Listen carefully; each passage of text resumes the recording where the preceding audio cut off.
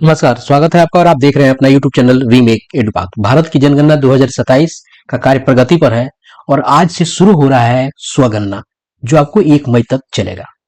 तो इस वीडियो के माध्यम से हम आपको बताएंगे कि स्वगणना आखिर कैसे करें, ये स्वगणना आखिर होता क्या है, कब तक करें, किस प्रकार करें, क्या स्वगणना करने के बाद प्रगणक द्वारा आपके घर की गणना नहीं की जाएगी, क्या कैसे है, इन सारी बातों की जानकारी इस वीडियो के माध्यम से हम आपको पहुंचाएंगे। तो चलिए वीडियो को शुरू करते हैं और वीडियो को शुरू करने से पहले आपसे आग्रह करेंगे, पहली बार चैनल पे हैं तो चैनल को सब्सक्राइब करें, कंटेंट पसंद आता है तो लाइक शेयर जरूर करें।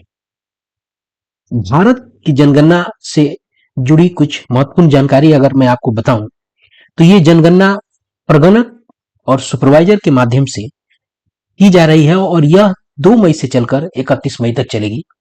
और उससे पहले एक नई व्यवस्था लाई गई है कि अगर कोई भी नागरिक अपनी गणना स्वयं से करना चाहता है तो कर सकता है। क्या कर सकता है, कैसे कर सकता है, आगे के आपको स्लाइड्स में मैं सारी बातें बताऊंगा। अब स्वगणना आखिर करेंगे कैसे, आपको जैसे मैंने बताया कि स्वगणना आज यानी 17 मई से चलकर 17 अप्रैल से चलकर 1 मई तक की जाएगी।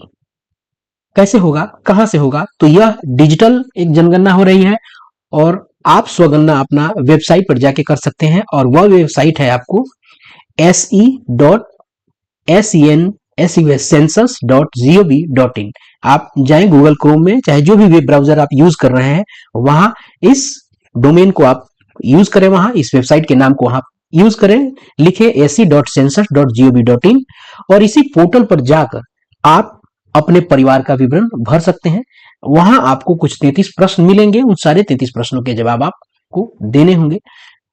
क्या क्या और चीजें होंगी स्टेप बाय स्टेप मैं आपको बताता चलता हूं।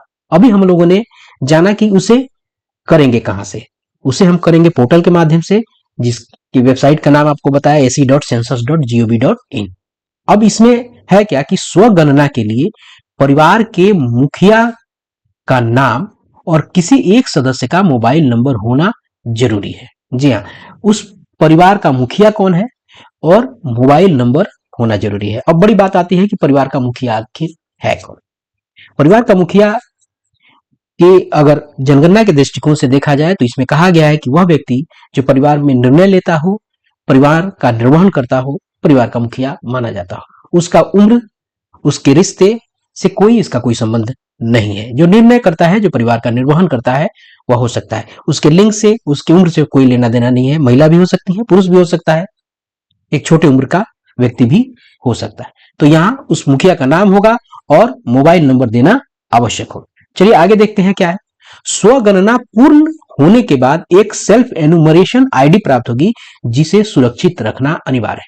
जब आप सेल्फ एनुमरेशन करेंगे तो अंत में आपको एक 12 डिजिट का आईडी प्राप्त होगा, जिसे आपको रखना होगा। ये क्यों रखना है, क्योंकि जब 2 मई से लेकर 31 मई तक आपके पास जब प्रगणक पहुंचेंगे तो आपके गणना के लिए तो उनको बताया जाएगा कि मैंने अपना स्वगणना कर लिया है और मेरी आईडी यह है। आप उस आईडी को उस प्रगणक को देंगे, प्रगणक अपने सिस्टम में उस आईडी को डालेंगे और उसके बाद आपकी पूरी डिटेल का अवलोकन करेंगे, उसे वेरीफाई करके और ओके कर देंगे। इसलिए ये सेल्फ एनुमरेशन आईडी जो है आपको रखना आवश्यक है। क्लियर है। चलिए आगे बढ़ते हैं और देखते हैं कि आगे क्या है। अब है कि स्वगणना आखिर करें कैसे, चलिए देखते हैं और इसको जानते हैं। अभी हमने बताया कि स्वगणना आपको डिजिटल हो रहा है, ये ऑनलाइन किया जाएगा, कोई पेपर वर्क नहीं करना है। तो आपको करना होगा पहला स्टेप, अगर ध्यान दें तो आपको इसके आधिकारिक वेबसाइट, आधिकारिक पोर्टल se.census.gov.in पर जाना होगा। तो आप इस वेबसाइट पर जाएं, उसके बाद अपने मोबाइल नंबर से ओटीपी के माध्यम से लॉगिन करें। आपको अपना मोबाइल नंबर वहां डालना होगा और आपके मोबाइल पे ओटीपी प्राप्त होगा और उस ओटीपी के माध्यम से आपको वहां लॉगिन करना होगा। कहां, इस se.census.gov.in। इस एसी को अगर देखा जाए तो एस से सेल्फ, ई से एनुमरेशन कहा जाता है। आगे है तीसरा, अपना राज्य, जिला और क्षेत्र की जानकारी आप चुने। जब लॉगिन हो जाएगा तो आपको अपने राज्य का, अपने डिस्ट्रिक्ट का और अपने एरिया की जानकारी को आपको वहां चुनना होगा। उसके बाद चौथा स्टेप है डिजिटल मैप पर अपने घर का स्थान चिन्हित करें। अब होगा क्या कि एक मैप खुल जाएगा, डिजिटल मैप गूगल मैप पे जैसे खुलता है उस तरह से खुल जाएगा और आपको अपने घर की पहचान करके उस मैप से उसको क्या करना होगा, चिन्हित कर देना होगा। आपको जब मैप पे जाइएगा तो इस तरह से एक लाल सा वो ऐसे खुला रहता है, उसी जो ये इससे आपको इस लाल वाले को आपके अपने घर वाले मैप के पास वहां ले जाके कर देना है और आपको उससे चिन्हित करके वहां सेटल कर देना है। ये काम है। पांचवा, घर और परिवार से संबंधित अपनी जानकारी आपको वहां भरनी है। आपके घर की और आपकी क्या जानकारी है, आपको इन सब चीजों की वहां आपको जानकारी भरनी है। स्पष्ट हो गया? अब चलिए आगे चलते हैं। छठा चरण क्या है? अब सारी जानकारी आपने भर दी, उसके बाद सबमिट आप करेंगे तो सबमिट करने के बाद आपको एक एसी आईडी प्राप्त होगी, जैसे पूर्व में भी बताया गया है। अपनी एसी आईडी सुरक्षित रखें। 2 मई 2026 से लेकर 31 मई 2026 तक इसे सुरक्षित रखें। किसी भी जगह आप उसे लिख सकते हैं, कहीं नोट कर सकते हैं, क्योंकि इसी दौरान प्रगणक आपके पास आएंगे। जो इन्यूमरेटर हैं आपके एरिया का या आपके एचएलबी ब्लॉक का, जो आपको गणना करने वाले जो व्यक्ति हैं वो आपके पास आएंगे और वो आपसे इस एसी आईडी को मांगेंगे, तो आपके पास सुरक्षित रहेगा तो आप उसे दे देंगे। जब गणना करनी आपके पास आए तो उन्हें ये एसी आईडी दे। जनगणना कर्मी द्वारा जानकारी का सत्यापन किया जाएगा। मैंने आपको पूर्व में ही इसकी जानकारी दी है। अब कुछ चीजों को आपको याद रखना है। क्या याद रखना है? वह बात है कि स्वगणना एक विशेष सुविधा है। यदि आप स्वगणना नहीं कर पाते हैं तो चिंता की कोई बात नहीं है, कोई मैटर नहीं है। आप कर पाते हैं तो अच्छी बात है, नहीं कर पाते हैं तो कोई बात नहीं है, क्योंकि निर्धारित अवधि के दौरान गणना कर्मी आपके घर आकर आपकी जानकारी अवश्य दर्ज करेंगे। अभी तो ये 17 से लेकर 1 मई तक स्वगणना चल रहा है। अगर आप स्वगणना इसमें नहीं कर पाते हैं तो कोई मैटर नहीं है, क्योंकि 2 मई से लेकर 31 मई तक आपके पास प्रगणक आएंगे और वो गणना आपका करेंगे। आपको यहां जानकारी दे दी जाए कि आपकी सभी जानकारी पूर्णतः गोपनीय और सुरक्षित रखी जाएगी। इसको किसी से शेयर नहीं किया जाएगा। ये राष्ट्र की समृद्धि और विकास में ये काम में लिया जाता है।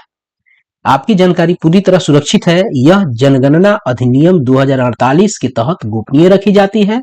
नाम और पहचान सार्वजनिक नहीं की जाती है। आरटीआई के अधीन भी 8(1)J के अंतर्गत ये जानकारी आपको नहीं शेयर की जा सकती है।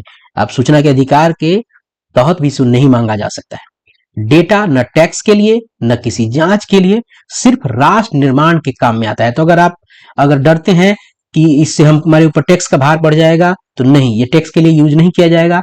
न इंस्पेक्शन में इसका कोई आपको लेना देना है, न इंस्पेक्शन में इसको यूज किया जाएगा। तो इसे बिल्कुल बेखौफ होके और निडर होके इस चीजों को आप अपने डाटा को शेयर करें इन्यूमरेटर से। जब प्रगणक आए, सही और पूरी जानकारी उनको आप दें।